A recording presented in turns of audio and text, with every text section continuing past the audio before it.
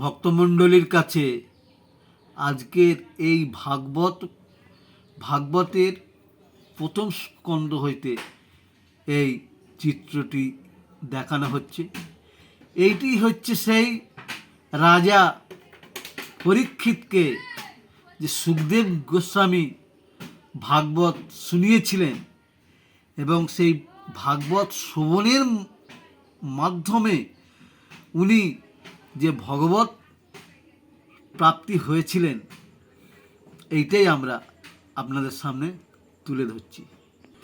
তাই ভগবান শ্রীকৃষ্ণের সিদ্ধান্তে এই ভাগবত যদি কলিযুগের মানুষ শ্রবণ করে, এই ভাগবতে যদি আশ্রয় করে, এই ভাগবতকে মেনে চলে, তাহলেই কিন্তু কলিযুগের মানুষ ভগবান ধামে পৌঁছে যেতে পারবে।